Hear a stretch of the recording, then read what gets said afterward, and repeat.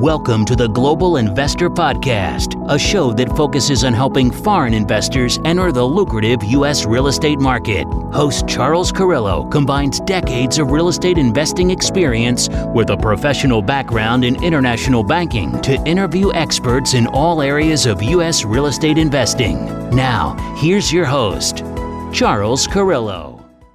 Welcome to another episode of the Global Investors Podcast. I'm your host, Charles Carillo. Today we have Joseph Gozlan. Joseph is a former lieutenant in the Israeli Defense Forces, and in 2015, Joseph began his multifamily journey and has since acquired 6 multifamily properties and has been serving as the asset manager for all 6 communities, worth over $30 million with 505 units. So thank you so much for being on the show, Joseph. Thanks for having me, Charles. So what was your background prior to starting to invest in real estate? So I have a background in software. I have 17 years career in software development and software management. And I got to higher level roles with corporations like JCPenney and GameStop and so on. But I've always had this passion for real estate. It started all the way back when I was still a student. And like everybody else, I read Rich Dad Poor Dad, right? That's where it all started. And then when we moved to the States in 2007, everything blew up around us. It was the best time to we realized it was the best time. Both me and my wife got licensed and as real estate agents in Texas. And then we started doing a little single and a duplex here and there until we realized somewhere around 2015, like you said, we realized that's not the way to go. And we wanted to graduate to commercial real estate. And that's how we got started at Multifamily. So you guys are still brokers right now. Is that correct? That's part of your business? Yes, sir. Okay. Awesome. So why did you choose real estate as your investment vehicle, other than you said there was a lot of money in it and everything like that? When did you make the decision or make the turn the corner and become an investor versus just a broker?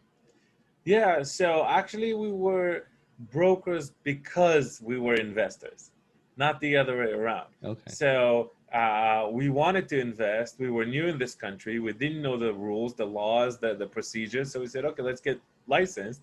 We'll get access to the MLS. Back then, there was no Zillow and Realtor.com was updating like 2 days later and so on. So we had access to the MLS. So we actually got licensed because we wanted to invest, not the other way around. And I'm an engineer in training. My mind is wired like an engineer. So when I came to realize that, okay, my engineering career is getting along nicely and I'm going to have some extra income to invest, then I went to town researching, right? I looked at everything from stock market, commodities, oil and gas, gold and silver, you name it. I looked Forex trading. I looked at everything. And real estate was the one that made the most sense to me. So what was your first real estate investment? What happened? What went right? What went wrong? So the first one was actually like an accidental investment, right? So we were a young couple, and that was back home in Israel. And back home, it's very common for young couples that get married to buy an apartment or a condo or something like that. And Israel is very urban. Think like Brooklyn, New York, right? Kind of an environment, right? So a lot of block buildings. So we were living in a 1-bedroom apartment that was about 500 square foot, just the two of us. And then we bought something that we kind of planned forward, and it was like 4-bedroom apartment that was a lot bigger. And then that was after we read Rich Dad Poor Dad, and it's kind of like, okay, do we move into this and make it a liability when it's just the two of us? We don't have any kids yet, right? Or do we stay in that small apartment we're renting, stay below our means, and lease the apartment out? And we chose to do that. And, when you start doing that and you realize that, okay, we paid the mortgage, we paid taxes, we paid everything else, and there's still something left in your hand, it's kind of like, okay, there's something into that real estate thing, right? So that's how we got started. But when we moved to the States in 2007 and realized that, everything is blowing up around us, and like people think that out-of-state investing is hard, right? Trying to do that remotely when we didn't really have, back in Israel, you don't have property management that is as established as here, right? You don't have people that will take care of everything for you for a certain percentage like we have here in the States. So it was a lot harder managing that way. So we basically sold that asset over there, brought the money to the States, and started investing in the States. When I speak to investors in Israel, then first thing I usually hear is that it's very difficult to cash flow on certain real estate investments. Is that just a little side note? I mean, how does that work? Well, like I said, Israel is a very tight urban environment. So it's going to be really tough for you to cash flow in Miami or cash flow in New York City or cash flow in LA or Seattle, right? So think those markets, that's Israel pretty much, right? High demand, low inventory. Israel is about this big compared to the States, right? So it's super tiny. There's not a lot of land, so everything is super condensed and very expensive. Right. So it's like in those high demand primary markets that we have in the United States. That's what you can compare it to. Exactly, and you put on top of that the mentality. So over here in the States, people are comfortable with renting, right? Doesn't matter what age they are. Back in Israel, there is that mentality, that psychology of you got to own your own place. I don't know. I don't want to get into what the roots of all this thing. It just is, right? So that's why there's a higher preference for purchase, which means there's a lot less rental properties.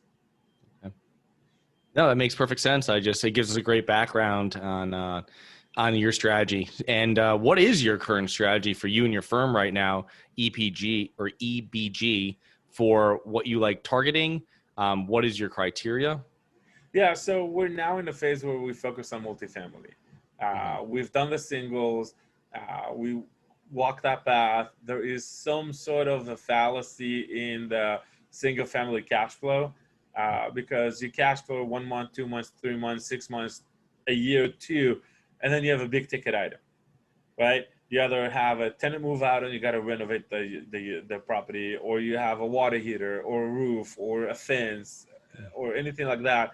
And my trigger was back in 2015. Like I had one property that I had to dump about $45,000 in a span of 6 months.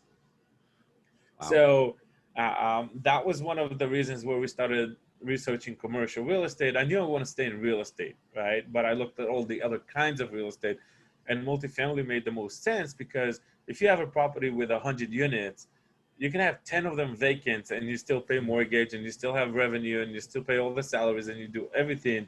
It doesn't impact as much because it's only 10% vacancy. But if you have a duplex and one side is empty, yeah, 50% vacancy.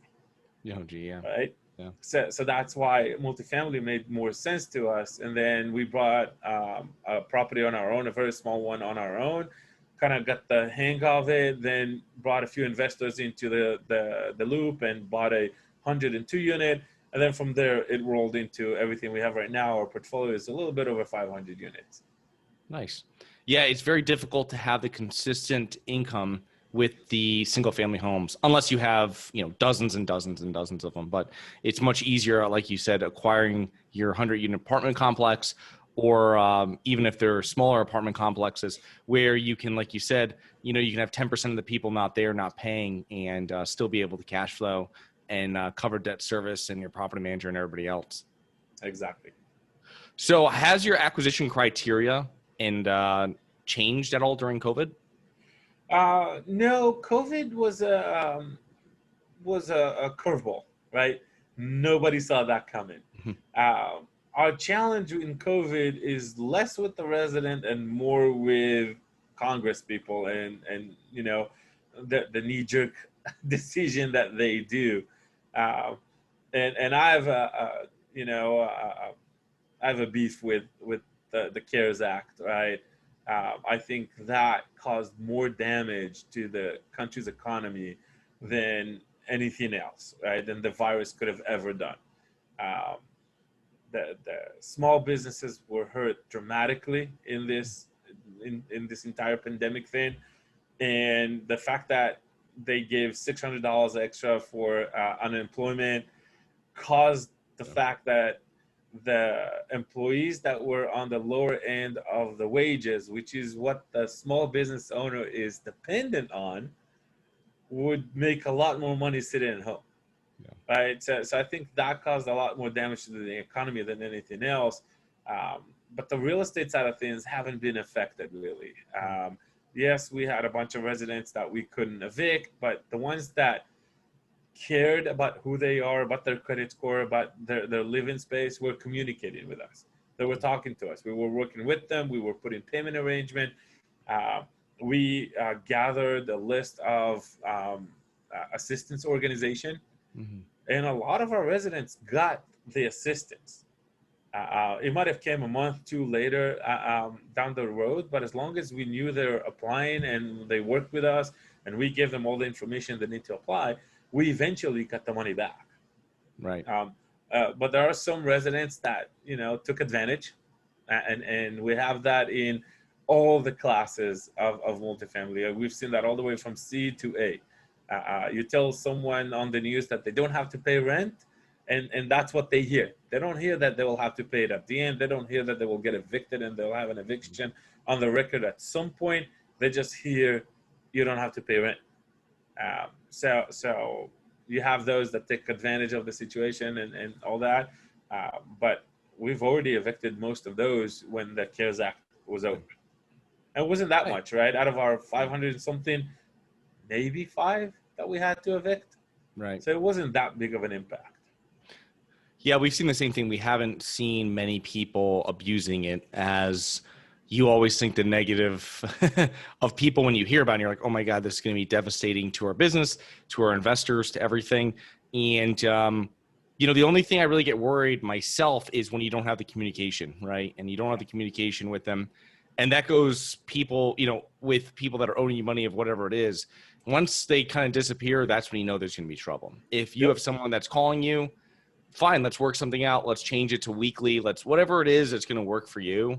Because the whole thing as well with the CARES Act is then they say all this stuff and they say, oh, well, the tenant still owes the money. And you're just never going to get that. So it's not even a thing. And I'm not going to wait for someone in my property to get the money back. Like, we'll just cut ties and it's gone. And, They're not but yeah, going to be able to. Yeah, no. Just realistically, if you have a C-class environment property, then they'll never be able to catch up on a $5,000-$6,000 debt. They just won't. Exactly. I had a conversation, just keeping the same theme about the COVID impact, with one of our brokerage clients. He's buying a commercial property right now. And he asked me, well, what do you think is going to be the impact? A lot of people are talking about massive foreclosure waves coming in because of all of the forbearance. I don't see that happening, right? Because all the forbearance basically means is that people didn't pay their mortgages for a few months, right? So if you Wells Fargo and you say, let's say you have 100,000 of those mortgages on the forbearance right now, and now things start to normalize and people get their jobs back and the world's starting to open again, you have two options. You can get your litigation team working and your REO team working and the logistics team working to evict and take over and deal with the paperwork and then list them and sell those.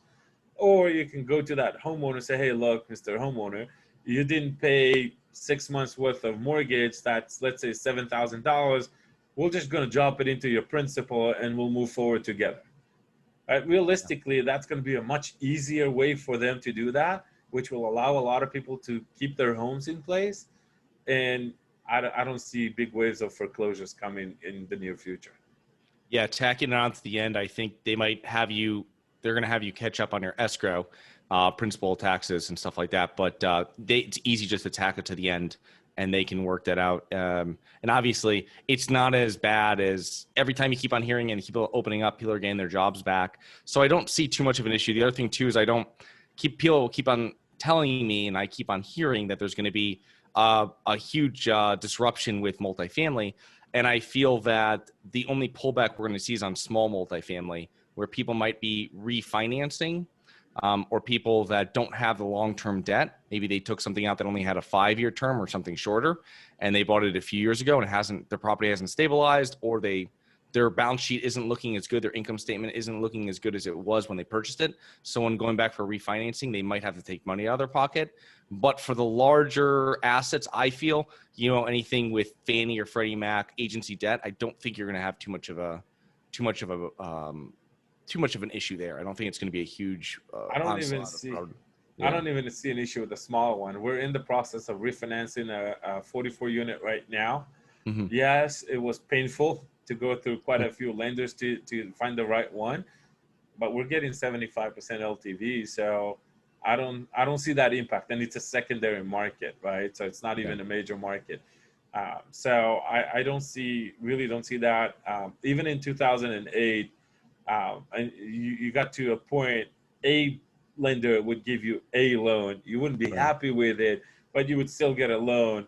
And then just make sure you don't have a prepayment penalty, wait a year or two, and you can refinance again. So, Yeah.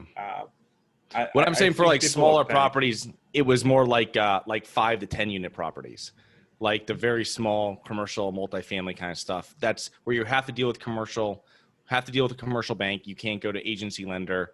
That's where I'm going to see it. We're getting that was actually a commercial bank. That's what I was talking about. Oh, it was about right okay, now. nice, yeah, awesome. Because Freddie is actually panicking more right now than the commercial banks. We talked to Freddie, and they were stuck somewhere at the 65% LTV. Wow. But here's my experience with the small properties versus the big properties. If you have a 10-unit property and you're at 70% occupancy, right? It only means you got to turn 3 units. Right. At least 3 units. How hard can it be? Right? So restabilizing a smaller property is a lot easier than restabilizing a 300-unit property. Right. It's going to be faster, it's going to be cheaper, and you can turn around to your lender and say, hey, look, stabilize. Right. No, for sure. Yeah, no, I don't see everything is so competitive right now and it hasn't changed. I think some people took off a couple months when COVID started because they didn't know what was going to happen. But it was like the 90 days of COVID, I call it. And after that, people were start buying again. We saw what was happening with our properties we already had, and we're using that as the kind of bearing, you know what I mean, of where we were. And we really, just like you, we didn't really see too much of an issue. So, but with you being as an analytical person, what systems have you put in place to make it more efficient and to manage over 500 units? So we have a property management software. It's called Resman. It's one of the popular one out there. But all those tools out there, it doesn't matter if you're working with Resman or RealPage or Entrada or any one of the big ones, they all have a ton of capabilities. What I learned is that our on-site teams don't leverage even half of the capabilities. Mm-hmm. So what I found is it's less about the tool, it's a lot more about the training and helping them figure out how to find things easier, how to do things faster, how to work smarter rather than harder. Mm-hmm. Leverage the tools that you have it's going to be a lot easier. And then, of course, you got to keep tight control over expenses. You got to ask the questions, right? So we have a process for collections. But if you don't stay on top of it, well, did you do this? Did you do that? What's going on here? Why is that resident hasn't paid, right? And so on. Then there's just so much going on these properties on any given day that they'll drop the ball. So we also have a property management companies, and that's pretty recent from this year. We started just before COVID. Great timing, right? And then I hired our VP of property management, and she sits on them, right? And she makes sure everybody's doing their job, and we have a process, and they follow the process. So it's less about the tools and more about the processes and the follow-up. That's what I learned in this thing. Okay, awesome. Yeah, no, that makes perfect sense. So you're a broker, you're asset management, property manager. What mistakes do you commonly see other real estate investors make? Okay, I'll give you two that goes both ways, right? So on the one side, people get stuck on a number. I'm looking for a cap rate. I'm looking for occupancy. I'm looking for cash on cash. I'm looking for a number. And whatever number you're going to pick, I can show you 7 examples of how that number would be great, but everything else will be bad, right? So the best example I like to give is the cap rate. Everybody's looking for, I want this cap rate, I want that cap rate. Well, if I give you a skyscraper downtown Manhattan for $1 million, are you going to buy it? Absolutely. Yeah. Oh, yeah, for sure. Absolutely, right? Give me 2. Well, it's vacant. You still buying it? Yeah, for sure. But it's 0 cap rate, right? So context is more important than getting hung up on just one number. So that's one of the major mistakes I've seen investors do, is don't realize that when they get hung up on a single number, A, they can have a mistake, and B, they can miss a lot of good opportunities. The other side of things is investors only focus on whatever comes out in cash flow, but sometimes there's other benefits of owning real estate, like somebody pays down the equity, right? If you buy stocks, nobody's paying down equity, right? There's a lot of tax benefits to real estate. If you're a real estate professional, then they are 10 times more, right, than everything else. But even if you're not a real estate professional, you still, all the income that you get, if you have the right CPA, would be practically tax-free, as opposed to your ordinary income, right? If you're a high net, an engineer or a doctor or a lawyer or whatever, you'll be making good money. You'll be paying 40% of your salary in taxes. So, and then I always get asked, well, why shouldn't I invest in stocks, right? Apple or whatever. And I tell them, look, stocks have really, really good potential, right? If you look at the stock market, look at Apple. Apple just quadrupled their value in the last 4 years, right? But 2 really, really bad things happen if you want to get your money back. All right, so if you bought your Apple stock and it went 4x in the last 4 years, it's good for you. But that's on paper. That's not real money.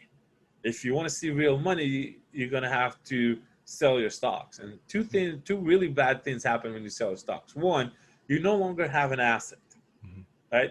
And there's no way you can buy another Apple for the price you paid 4 years ago, right? So that's one bad thing. The other thing is, 2 minutes after you sell that profit, those stocks, Uncle Sam comes knocking, and he wants a chunk of it, right? So I don't like stocks for that reason, because when you look at the real estate side of things, right, you buy a property 4 or 5 years down the road, you've gained equity in it. The market went up, when the tenant paid the equity down, you go and refi, you get in a loan. A loan is a non-taxable event. So 2 great things happen when you refi a property, right? You get your money out, but you still have an asset and you don't pay taxes.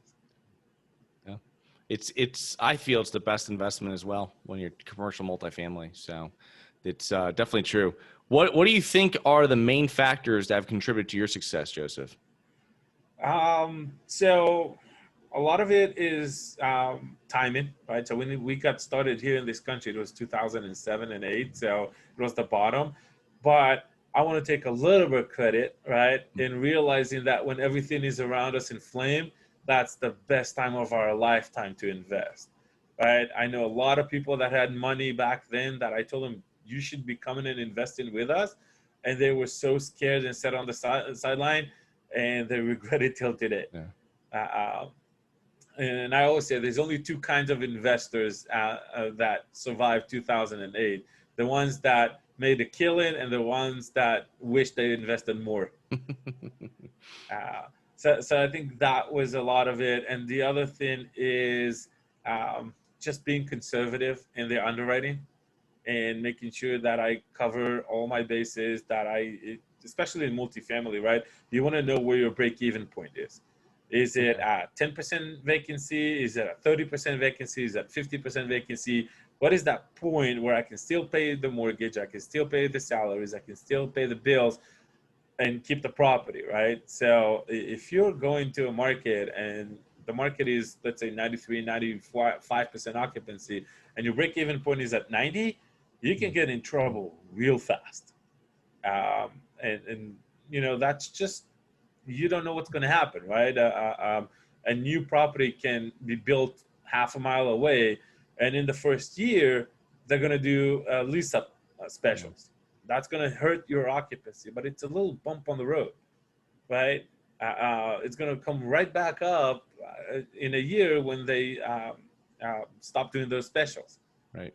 But if your break-even point is within 3 points away from where the market is, you're going to be in trouble. Right. So conservative underwriting is also something that help us navigate through ups and downs. What do you like to see for a break even? Let's just say, for example, maybe it's not when you're taking over the property, but let's say after you initially have stabilized it. What are you looking for? Something around 80%? Well, that highly depends on the market, right? So if you're, let's say, uptown Dallas, where it's super hot, right? Or Austin, the hot areas of Austin, if the market is at 98, 99, 97, right, I'm not going to underwrite it for 70% because I'm just never going to be able to buy a property. But if the market is at 89, 90, 91, I will underwrite it for 70. So I'll have that margin. So it really depends on what the market is on the average in the last few years. What is my risk tolerance at the time? What is my investor's risk tolerance? Because a different investor profile could determine a different underwriting, right? So that's really where the answer to that one is depends. But we went all the way down to 70 in some of ours. Yeah. No, that makes perfect sense because some investors want to have the cash flow. Some of them want the big payday, don't care about getting the quarterly or monthly distribution. And some of them want a little bit of each. And everybody has a different investment philosophy, and everybody's in a different place in their wealth plan too. Some are preserving and some are still building. So, that makes perfect sense. It's a great answer. I mean, we like the same thing. We underwrite, if we're underwriting something that normally is in the low 90s, mid 90s, we might be looking for low 80s or high 70s. And it gives you that spread just in case of a COVID or something, or the next thing that's like a COVID, let's say, comes around. You have enough wiggle room there where everybody's getting paid, and you're still the property's still cash flowing. Yeah, and that's really where it's kind of like a lot of properties got impacted by COVID, right? And we've heard some people say, well, I had an underwriting that was supposed to be recession-proof. Well, we're not in a recession. We're in a pandemic. It's a whole different world, right? In a recession, I can still evict people that don't pay and bring people that can pay. Right now, we couldn't evict anybody, right? So, and we just didn't have the income. But that doesn't mean you don't pay the hot water bill, right? And you don't pay the water bills, and you don't pay the electricity. You got to pay all these as well, right? Your landscaper doesn't care that it's COVID. Yeah, no, for sure. I see that same thing because that's the mistake I see people make as well, is they're comparing COVID to 2008 to early 90s to interest rates in the early 80s, and it's completely night and day. It doesn't matter. Every recession is going to be different. There's different there's different points that have made that. There's different criteria that made it that problem, and why there was a recession, why there's a pullback there. So it's very, I think, it's not accurate to compare them, like you said. So, yeah. So how can our listeners learn more about you and your company, Joseph? Yeah, so ebgacquisitions.com, that's our acquisition group. EurekaBusinessGroup.com, that's our brokerage. But really, all you have to do is Google my name, and you can find all of the connections to everything. I'm on every social media possible. I'm always open to talk to investors, foreign or domestic. That's not a problem. I'm easy to find. Okay, that sounds great. Well, thank you so much for being on today. I'll put all the links to Joseph and his companies in the show notes. And thank you so much for being on today, Joseph, and looking forward to connecting with you in the future. Awesome. Thank you for having me. Hi guys, it's Charles from the Global Investors Podcast. I hope you enjoyed the show. If you're interested in getting involved with real estate, but you don't know where to begin, set up a free 30-minute strategy call with me at schedulecharles.com. That's schedulecharles.com. Thank you. Thank you for listening to the Global Investor Podcast. If you like the show, be sure to subscribe on iTunes or Google Play to get new weekly episodes. For more resources and to receive our newsletter, please visit globalinvestorpodcast.com. And don't forget to join us next week for another episode. Nothing in this episode should be considered specific, personal, or professional advice. Any investment opportunities mentioned on this podcast are limited to accredited investors. Any investments will only be made with proper disclosure, subscription documentation, and are subject to all applicable laws. Please consult an appropriate tax, legal, real estate, financial, or business professional for individualized advice. Opinions of guests are their own. Information is not guaranteed. All investment strategies have the potential for profit or loss. The host is operating on behalf of Harborside Partners Incorporated exclusively.